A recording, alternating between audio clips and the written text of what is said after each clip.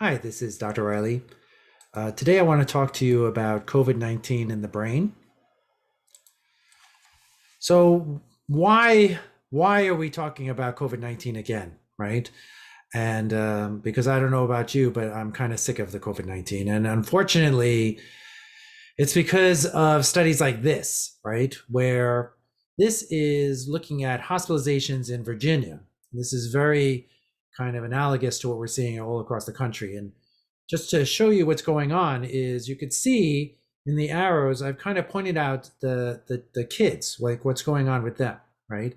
And what we're seeing is that earlier on, the kids were not really making up a big proportion of the hospitalizations. But as Delta variant has kind of reared its ugly head, this is changing, right? So we have to worry about children now more than we did before, that they will get side effects from getting the COVID, right?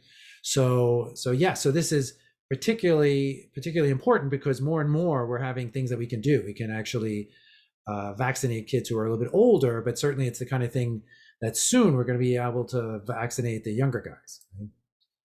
So again, back to the brain, because as we learn more and more about COVID-19, we realize this is not something we want to get, right? And I want to go back to the beginning. So when you get COVID-19, we know that there's certain kind of symptoms. Certainly it's the kind of thing that kids are coughing and they have breathing issues, but you get lost of your sense of smell or taste. And the real question is why? Why is this happening? And we kind of know actually now what's kind of going on, and it's that it's affecting the brain. And so they've done these different kind of studies after people get COVID-19. And what they see is that you can see when you do MRIs on them that there are changes, characteristic changes that you see when someone gets COVID-19. And like I said, there's various kind of studies where they look at this kind of stuff.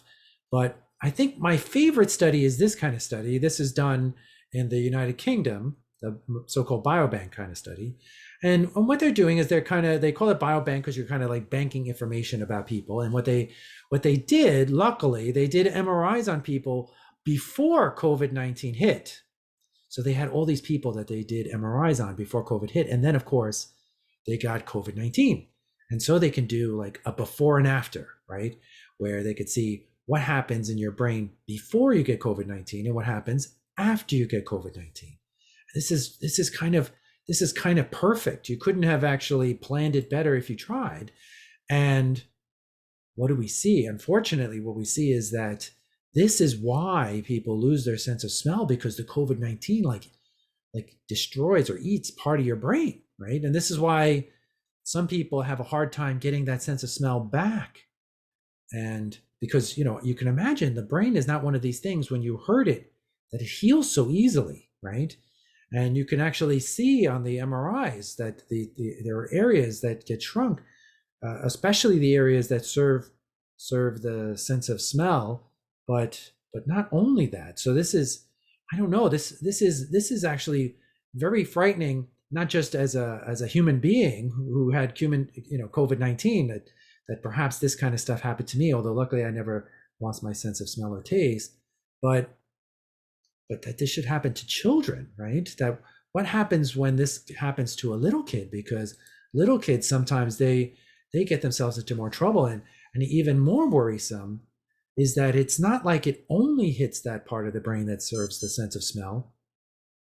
It also hurts other parts of the brain too. And mightn't this actually cause other kind of problems? And yes, unfortunately, this is the kind of thing that we see, that it can actually affect the working of the brain. And when your brain doesn't work at its full peak, then you get things like mood disturbances, anxiety, depression. It seems obvious to realize that if anything happens in your brain is not going to work the way it's supposed to. And then all of a sudden you could lose your happy, healthy kind of child, right?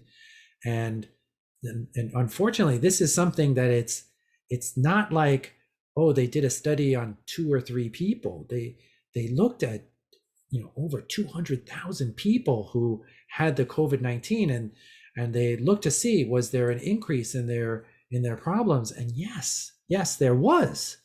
So even without seeing the MRIs and seeing the changes in the brain, we could actually know because we have data. We have good data that shows that getting COVID-19 is not a little kind of thing. It potentially could become a big thing. And in this study, yeah, they saw even people who had no other issues with anxiety or depression in the past, all of a sudden it becomes a new thing for them. And unfortunately, one of the things that you learn when you become a pediatrician is once a kid starts getting these kind of problems, it's almost like their brain likes to have these kind of problems. So it could be potentially something that we could get ourselves into trouble, even when the epidemic goes away.